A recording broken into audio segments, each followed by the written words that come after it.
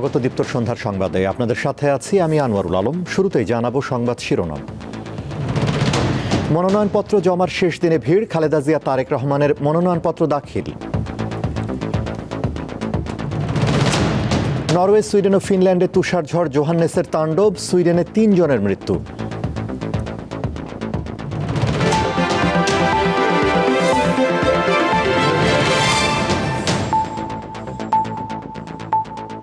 এবারে বিস্তারিত। বিএনপির ভারপ্রাপ্ত চেয়ারম্যান তারেক রহমান সহ রাজধানীর বিভিন্ন হেভিওয়েট প্রার্থীদের মনোনয়নপত্র জমার মধ্য দিয়ে শেষ হলো ত্রয়োদশ জাতীয় সংসদ নির্বাচনে দলীয় ও স্বতন্ত্র প্রার্থীদের মনোনয়নপত্র সংগ্রহ ও জমাদান। সকাল ৯টা থেকে বিকেল ৫টা পর্যন্ত ঢাকা বিভাগীয় কমিশনের কার্যালয়ে মনোনয়নপত্র জমা দেন প্রার্থীরা। ত্রয়োদশ জাতীয় সংসদ নির্বাচনের ঘোষিত তফসিল অনুযায়ী সোমবার ছিল মনোনয়নপত্র সংগ্রহ ও জমা দেওয়ার শেষ দিন। সকাল থেকেই সেগুনবাগিচা বিভাগীয় কমিশনারের কার্যালয়ে দেখা গেছে প্রার্থীদের ভিড়। এবার মনোনয়নপত্র জমা দেওয়ার প্রক্রিয়ায় রাজনৈতিক দলগুলোর পাশাপাশি স্বতন্ত্র প্রার্থীদেরও অংশগ্রহণ ছিল উল্লেখযোগ্য। অনেক আসনে একাধিক শক্তিশালী প্রার্থীর মনোনয়ন জমা পড়ায় প্রতিদ্বন্দ্বিতা হবে তীব্র, এমন ধারণা করছেন প্রার্থীরা। সময় এসছে আরো একবার সকল ভেদাভেদ ভুলে কাঁধে কাঁধ মিলিয়ে হাতে হাত মিলিয়ে নতুন বাংলাদেশ গড়ার জন্য মাঠে নেমে পড়ার। আমাদের এবারের সংগ্রাম জুলাই সনদের অক্ষর অক্ষরে বাস্তবায়নের সংগ্রাম। ডক্টর ইউনূস সাহেব যে প্রতিশ্রুতিবদ্ধ হয়েছেন যে বাংলাদেশের ইতিহাসে একটি সুষ্ঠু নির্বাচন হবে, এবং আমরা সেটা বিশ্বাস করি, এবং আমরা বিএনপি পরিবারের প্রতিটি নেতাকর্মী আমরা সেটাকে বাস্তবায়ন করার জন্য আমাদের স্ব অবস্থান থেকে আমরা সর্বোচ্চ সহযোগিতা তত্ত্বাবধায়ক সরকারকে করছি এবং করে যাব ইনশাআল্লাহ। বর্তমান যে প্রেক্ষাপট, এই প্রেক্ষাপটে জাতীয় পার্টি হচ্ছে একমাত্র বিরোধী দল, বাকি সবাই হচ্ছে সরকারি দল।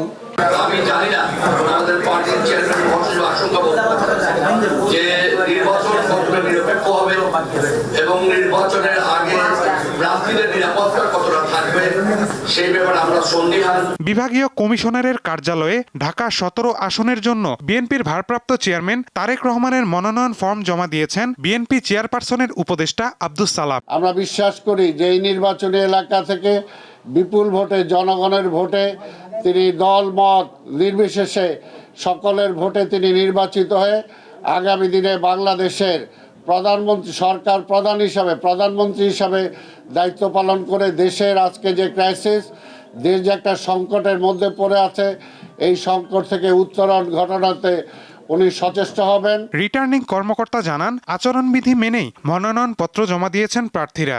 আমাদের প্রার্থীরা যারা এবার নির্বাচনের প্রার্থী হচ্ছেন তারা প্রত্যেকেই আচরণবিধি মেনে এই তাদের যে নমিনেশন সাবমিশনের বিষয়টি তারা অনুসরণ করছেন। আমরা তাদেরকে পরামর্শ দিয়েছি যাতে আচরণবিধি ভঙ্গের কোনো ধরনের ঘটনা না ঘটে।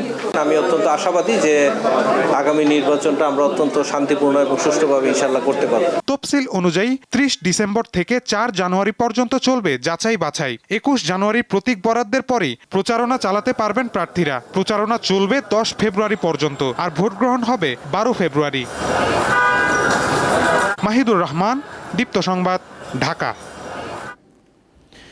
উৎসব মুখর পরিবেশে সারাদিন মনোনয়নপত্র দাখিল করেছেন বিভিন্ন রাজনৈতিক দলের মনোনীত প্রার্থীরা। একই সাথে মনোনয়নপত্র জমা দিয়েছেন স্বতন্ত্র প্রার্থীরা।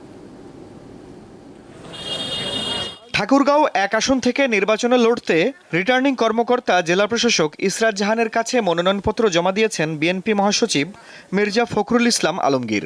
মনোনয়নপত্র জমা দিয়ে দল থেকে তাকে মনোনয়ন দেয় বেগম খালেদা জিয়া ও তারেক রহমানের প্রতি কৃতজ্ঞতা প্রকাশ করেন। দুপুরে রিটার্নিং কর্মকর্তার কাছে মনোনয়নপত্র দাখিল করেছেন ঠাকুরগাঁও ১ আসনের বাংলাদেশ জামায়াত ইসলামের মনোনীত প্রার্থী মোহাম্মদ দেলোয়ার হোসেন। এ সময় নির্বাচনের পূর্বে লেভেল প্লেইং ফিল্ড ও সুষ্ঠু পরিবেশ নিশ্চিত করার দাবি জানান তিনি। ত্রয়োদশ জাতীয় সংসদ নির্বাচনে ফেনী ১ আসনে বিএনপি চেয়ারপারসন বেগম খালেদা জিয়ার পক্ষে মনোনয়নপত্র জমা দেওয়া হয়েছে। দুপুরে জেলা প্রশাসক ও রিটার্নিং কর্মকর্তা মনিরা হকের কাছে মনোনয়নপত্র জমা দেন বিএনপির দলীয় নেতাকর্মীরা। নেতৃত্বে কিন্তু খুলনায় উৎসবমুখর পরিবেশে মনোনয়নপত্র জমা দেন প্রার্থীরা। সকাল থেকে রিটার্নিং কর্মকর্তা জেলা প্রশাসক আসম ও জামশেদের কাছে খুলনা 1, 2, 4, 5 ও 6 আসনের প্রার্থীরা তাদের মনোনয়নপত্র জমা দেন। জামায়াতে ইসলামের সেক্রেটারি জেনারেল মিয়া গোলাম পারওয়ারের নেতৃত্বে খুলনার 6টি আসনের মধ্যে 5টি আসনে মনোনয়নপত্র জমা দেন প্রার্থীরা। এছাড়া দুপুর 12টা থেকে বিএনপির 5টি আসনের প্রার্থীরা এক এক করে তাদের মনোনয়নপত্র জমা দেন। বাগেরহাটে উৎসবমুখর পরিবেশে মনোনয়নপত্র জমা কার্যক্রম চলে। জেলার 4টি সংসদীয় আসনে প্রতিদ্বন্দ্বিতার জন্য বিএনপি, জামায়াত, এনসিপি, ইসলামী আন্দোলন, খেলাফত মজলিস, মুসলিম লীগ, এবি পার্টি ও স্বতন্ত্র প্রার্থীরা মনোনয়নপত্র জমা দেন। ত্রয়োদশ জাতীয় সংসদ নির্বাচনে অংশ নিতে গাজীপুরে মনোনয়নপত্র জমা দিয়েছেন বিএনপি, জামায়াত, এনসিপি ও স্বতন্ত্র সহ বিভিন্ন রাজনৈতিক দলের প্রার্থীরা। দিনাজপুর 3 আসনে বিএনপির বিকল্প প্রার্থী হিসেবে সাবেক পৌর মেয়র সৈয়দ জাহাঙ্গীর আলম আনুষ্ঠানিকভাবে মনোনয়নপত্র দাখিল করেছেন। দলটির শত শত নেতাকর্মীর উপস্থিতিতে দুপুরে জেলা প্রশাসক ও রিটার্নিং কর্মকর্তার কার্যালয়ে মনোনয়নপত্র জমা দেওয়া হয়। সকাল থেকে দল বেঁধে ময়মনসিংহ জেলা প্রশাসক কার্যালয়ে গিয়ে বিভিন্ন দলের প্রার্থীরা রিটার্নিং কর্মকর্তা ও জেলা প্রশাসক মোহাম্মদ সাইফুল রহমানের হাতে মনোনয়নপত্র জমা দেন। ময়মনসিংহের 11টি আসনে বিভিন্ন দল ও স্বতন্ত্র প্রার্থী মনোনয়নপত্র জমা দিয়েছেন। আফরিদ হাসান, দীপ্ত, বার্তা কক্ষ। দীর্ঘ 1.5 যুগ পর বাংলাদেশ জাতীয়তাবাদী দল বিএনপির নয়াপল্টন কার্যালয় পরিদর্শন করেছেন দলটির ভারপ্রাপ্ত চেয়ারম্যান তারেক রহমান। সোমবার বিকেল 3:30টার দিকে তিনি নয়াপল্টনে বিএনপির কেন্দ্রীয় কার্যালয়ে পৌঁছান। তারেক রহমানের আগমনকে কেন্দ্র করে বর্ণিল সাজে সাজানো হয় পল্টনের দলীয় কার্যালয়। এ সময় তারেক রহমানকে স্বাগত জানান বিএনপির কেন্দ্রীয় দপ্তরের নেতা ও কর্মকর্তারা। ভারপ্রাপ্ত চেয়ারম্যানের আগমন উপলক্ষে দলটির শত শত নেতাকর্মী সকাল থেকেই নয়াপল্টন এলাকায় জড়ো হন। সিএসএফ ছাড়াও পুরো নয়াপল্টন এলাকায় আইনশৃঙ্খলা বাহিনীর নজরদারি বাড়ানো হয়। এর আগে র্যাবের ডগ স্কোয়াড দিয়ে কেন্দ্রীয় কার্যালয় ও আশপাশের এলাকায় তল্লাশি চালানো হয়।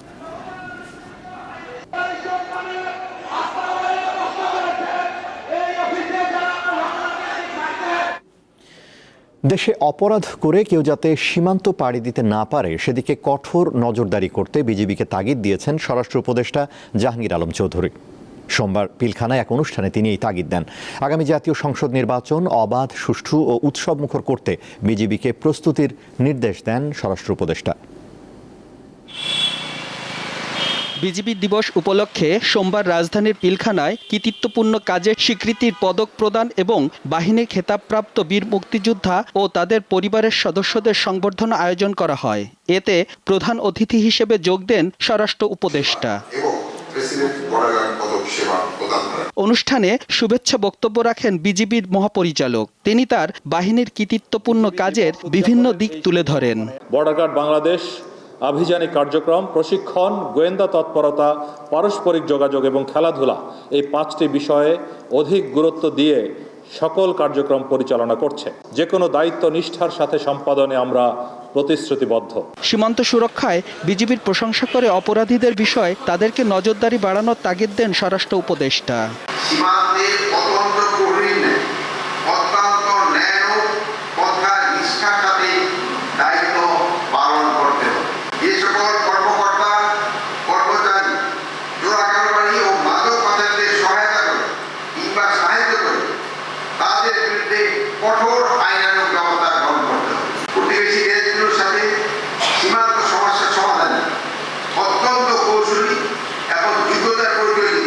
এবছর 12 জনকে চোরাচালান ও মাদক নিয়ন্ত্রণে ভূমিকার জন্য বর্ডার গার্ড বাংলাদেশ পদক ও 24 জনকে রাষ্ট্রপতি বর্ডার গার্ড পদক সহ মোট 72 জনকে পদক দেওয়া হয়। পরে স্বরাষ্ট্র উপদেষ্টা বীর মুক্তিযোদ্ধা ও তাদের পরিবারের সদস্যদের সংবর্ধনা অনুষ্ঠানে যোগ দেন। তিনি বিজিবি দিবসের আয়োজন ঘুরে দেখেন এবং সবার সঙ্গে শুভেচ্ছা বিনিময় করেন। পরে সাংবাদিকদের সঙ্গে জাতীয় নির্বাচন ও অপরাধ নিয়ন্ত্রণ বিষয়ে কথা বলেন। জাতীয় নির্বাচনের জন্য সব ধরনের প্রস্তুতি স্বরাষ্ট্র মন্ত্রণালয় নিচ্ছে। প্রায় 35,000 সদস্য এই ইলেকশনের সময় নিয়োজিত থাকবে। আপনাদের সবার সহযোগিতায় যদি থাকে নির্বাচন সুষ্ঠু, শান্তিপূর্ণ এবং উৎসব মুখর হবে এবং সবার কাছে এটা গ্রহণযোগ্য হবে। অবৈধ অস্ত্রের বিরুদ্ধে আইন শৃঙ্খলা রক্ষাকারী বাহিনীর অভিযান অব্যাহত থাকবে বলে জানান স্বরাষ্ট্র উপদেষ্টা। একদিন 5টা বিদেশি পিস্তলও কিন্তু ধরা হয়েছে। মানে কোনো রকমের কোথাও ছাড় দেওয়া হচ্ছে না। সোহাগ আহমেদ, দীপ্ত সংবাদ, ঢাকা। বর্তমান অন্তর্বর্তীকালীন সরকারের সাবেক উপদেষ্টা ও জুলাই আন্দোলনের অন্যতম সমন্বয়ক আসিফ মাহমুদ সজীব ভূঁইয়া রাজনৈতিক দল জাতীয় নাগরিক কমিটি এনসিপিতে আনুষ্ঠানিকভাবে যোগ দিয়েছেন। সোমবার সন্ধ্যায় এক সংবাদ সম্মেলনে এ তথ্য নিশ্চিত করেন দলটির আহ্বায়ক নাহিদ ইসলাম। এ সময় তিনি দেশের বর্তমান রাজনৈতিক পরিস্থিতি, সংস্কার কার্যক্রম এবং ভবিষ্যতে তার দলের কর্মপরিকল্পনা নিয়ে গণমাধ্যমের সঙ্গে কথা বলেন। আসিফ মাহমুদ এনসিপির মুখপাত্রের দায়িত্ব পালন করবেন। এদিকে আসিফ মাহমুদ গতকাল পর্যন্ত সিদ্ধান্তহীন ছিলেন। এরই মধ্যে তিনি ঢাকা 10 আসনে মনোনয়ন ফর্ম নিয়েছেন। আজ বিকেল 5টায় ছিল মনোনয়নপত্র জমা দেওয়ার শেষ সময়। সারা দেশে বাড়ছে শীতের প্রকোপ, প্রতিদিন তাপমাত্রার পারদ কমছে। সোমবার দেশের সর্বনিম্ন তাপমাত্রা 10 ডিগ্রি সেলসিয়াস রেকর্ড করা হয় কিশোরগঞ্জে। কুড়িগ্রামে সর্বনিম্ন তাপমাত্রা 13.4 ডিগ্রি সেলসিয়াস রেকর্ড করে রাজারহাট আবহাওয়া পর্যবেক্ষণ কেন্দ্র। আজ দিন ও রাতের তাপমাত্রা অপরিবর্তিত থাকতে পারে বলে জানিয়েছে আবহাওয়া অধিদপ্তর। শীতের সাথে পাল্লা দিয়ে বাড়ছে জ্বর, সর্দি, কাশি, আমাশয়, শ্বাসকষ্ট, ডায়রিয়া ও নিউমোনিয়া সহ শীতজনিত রোগ। ঠাকুরগাঁওয়ে সর্বনিম্ন তাপমাত্রা রেকর্ড করা হয়েছে মাত্র 10.4 ডিগ্রি। ঘন কুয়াশায় ব্যাহত হচ্ছে সড়ক ও নৌযান চলাচল।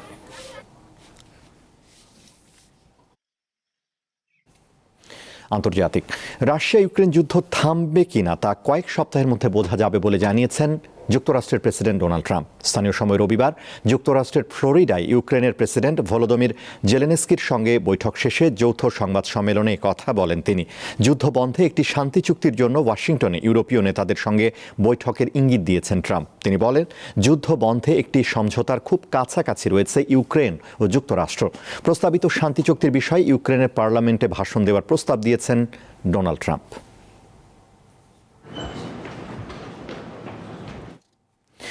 নরওয়ে, সুইডেন ও ফিনল্যান্ডে শক্তিশালী তুষার ঝড় জোহান্নেসের তাণ্ডব চলছে। এরই মধ্যে সুইডেনে 3 জনের প্রাণ গেছে। ঝড়ের কারণে বিদ্যুৎ সরবরাহ ব্যবস্থা বিপর্যস্ত হয়ে পড়েছে। তীব্র শীতের মধ্যে 3 দেশের লাখ লাখ বাড়িঘর বিদ্যুৎবিহীন অবস্থায় রয়েছে। শুধু সুইডেনেই 40,000-এরও বেশি বাড়ি বিদ্যুৎ বিচ্ছিন্ন অবস্থায় আছে। তুষার ঝড়ের কারণে গত শুক্রবার থেকে 3 দেশের শত শত ফ্লাইট, ট্রেন ও ফেরি চলাচল বাতিল করতে বাধ্য হয়েছে কর্তৃপক্ষ। সবচেয়ে বেশি ক্ষয়ক্ষতি হয়েছে নরওয়ের উত্তরাঞ্চলীয় প্রদেশ নর্ডল্যান্ডের বিভিন্ন জেলায়। ঝড়ের কারণে এসব জেলায় 2 শতাধিক দুর্ঘটনা ঘটেছে এবং প্রায় 23,000 বাড়িঘর বিদ্যুৎবিহীন অবস্থায় রয়েছে। মেক্সিকোতে যাত্রীবাহী একটি ট্রেন লাইনচ্যুত হয়ে অন্তত 13 জন নিহত, 98 জন আহত হয়েছে। স্থানীয় সময় রবিবার দক্ষিণাঞ্চলীয় রাজ্য ওয়াক্সাকায়ের নিজান্দা শহরের কাছে এই দুর্ঘটনা ঘটে। মেক্সিকোর নৌবাহিনী জানিয়েছে, দুর্ঘটনা কবলিত ট্রেনটিতে 250 জনের মতো আরোহী ছিলেন। আহত 36 জনকে হাসপাতালে ভর্তি এবং বাকিদের প্রাথমিক চিকিৎসা দেওয়া হয়েছে। দুর্ঘটনাস্থলে উদ্ধার কাজের সহায়তার জন্য পাঠানো হয়েছে শতাধিক নৌসেনা ও উদ্ধারযান।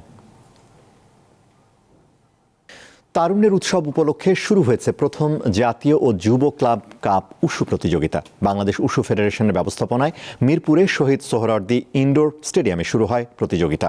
প্রধান অতিথি হিসেবে প্রথম জাতীয় ও যুব ক্লাব কাপ উশু প্রতিযোগিতার উদ্বোধন করেন যুব ও ক্রীড়া মন্ত্রণালয়ের অতিরিক্ত সচিব সেলিম ফকির। সভাপতিত্ব করেন উশু ফেডারেশনের সভাপতি আসম রিদওয়ানুর রহমান। এ সময় উপস্থিত ছিলেন সাধারণ সম্পাদক দিলদার হাসান দিলু। দেশের বিভিন্ন ক্লাব থেকে প্রতিযোগিতায় অংশ নেয় কয়েকশো খেলোয়াড়।